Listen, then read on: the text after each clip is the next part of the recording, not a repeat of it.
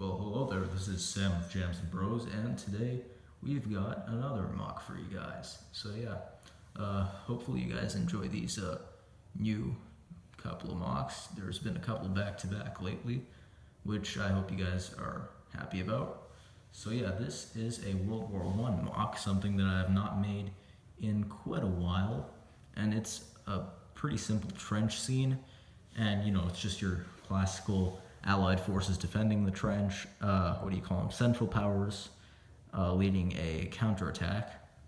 And you know, this is another type of set where the minifigures were something that I tried to go with quality over quantity with. You know, the British minifigures and the German minifigures are all well detailed, their weapons are consistent, that'll all make sense later. So, yeah, for this trench, if you're going to want to make something like this, you want to use three main colors: light gray, dark gray, and brown. Don't try to limit yourself to one, because one, it makes it less detailed, and two, it takes more bricks, you know, because I don't have enough of any of those three colors to make a trench scene. And so another little trick is something I will show you right now if we rotate this around. So what we have here are some 3 brick high supports underneath. I actually made all of them blue so that it looks nice and uniform. Obviously you can't really see much. Should have brought my light brick over, but you can see it's 3 bricks high, and then this top plate is actually latched onto. This is a base plate right here. This is a 48 by 48 base plate. You can see it's latched on right there by that plate, and there's some on the other side as well.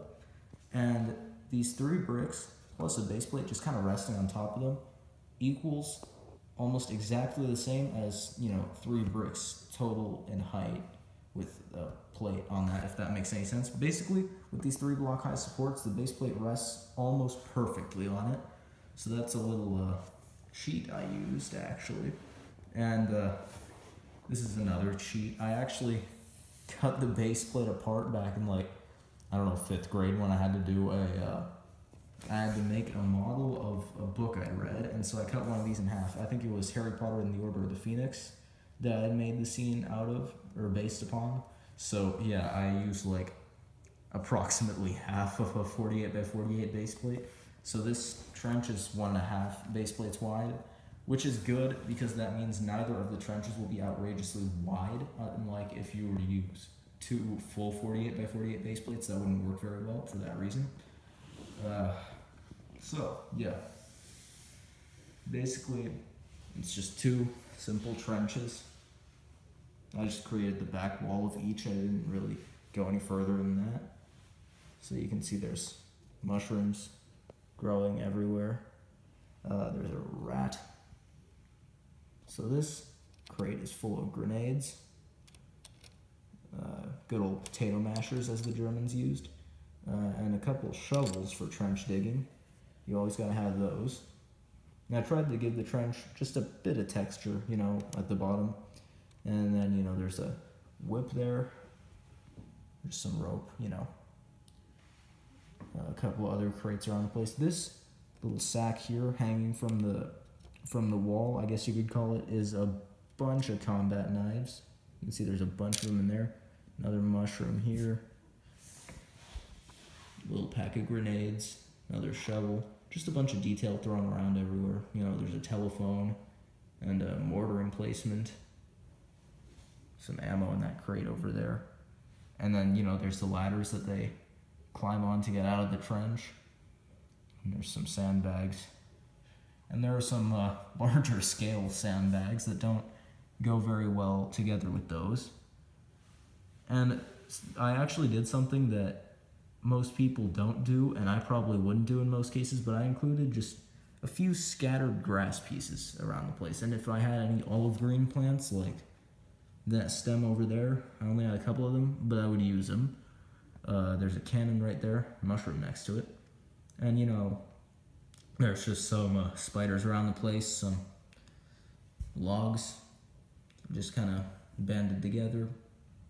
And there are some trees around the place, you know, mushrooms, just the usual. There's a lot of barbed wire separating the two sides, and I don't think I'll go over the minifigures too much, but you know, it's probably a good idea too. Now, as you know, I'm not good with working out the focus of my camera, but you should be able to see the faces at least somewhat. There's the good old Obi-Wan Kenobi head, which I think makes a great head for a German commanding officer. That's just my opinion though, and everyone has theirs. There are a few rotting German soldiers from forever ago, obviously, because they've pretty much become just skeletons. That one's got a cutlass in it. What would have been the heart. You can see there's a couple casualties so far in this battle. Another skeleton over there. There's actually an explosion crater right there and 2 legs. There's a little rat sniffing the ashes. And now we get to the British side. So for the British, I used the dark tan uniforms and dark tan legs, along with brown knapsacks, but as you know, I only have the light tan helmets, because stupid me from a year and a half ago decided to buy the light tan helmets instead of the dark tan ones, and you know, it kind of came back to bite me in the ass later on, but what can I do? So we've got, you know, the commander there. He's got a pistol holster printed on his leg. I think that's a set of old Indiana Jones legs that I probably just ordered off of like Bricklink or something. He's got his own little satchel.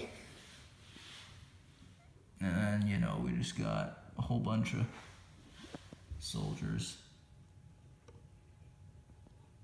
You can see there's actually a machine gun there that's not in use. I think the commander's going to use that machine gun. So yeah, just a whole bunch of soldiers. There's a sniper there with a set of binoculars in case he needs them. And yeah, that pretty much covers the Brits. And I'd like to apologize for any historical inaccuracies with this. I'm not exactly the biggest World War I buff. And then, you know, in this trench, there's a whole bunch of things lying around, as there were in the other trench. There's just a couple tools lying around. Various pots and pans. This barrel's got some machetes in it. There's some ammo for the machine gun. Just, I guess, random wooden boards lying around. You can see in that trench there are actually 2 longer dark brown boards connecting the trench. There are actually some rifles in that crate. There's a bucket over there, which I like the design of. I like that bucket. I think it goes well in the trench. And then there's just some grenades lying around. Another combat knife, you know. There's a double-layered stretcher cot kind of thing that injured soldiers can be thrown onto and then further treated. So yeah, I think that'll just about cover it before we drag this out for too long. And yeah, I hope you guys like this. If you're sticking around, you're a true trooper. And as I like to say, you need to find something better to do with your time. But in any case, thank you guys so much for watching. I really appreciate it. And yeah, I've got things planned, though you may not expect the things I have planned. I'll put it to you that way. Alright, before I drag this video out for too long, again, as always, thank you guys for watching, and until next time, this is Jabs signing off. Stay classy, everyone.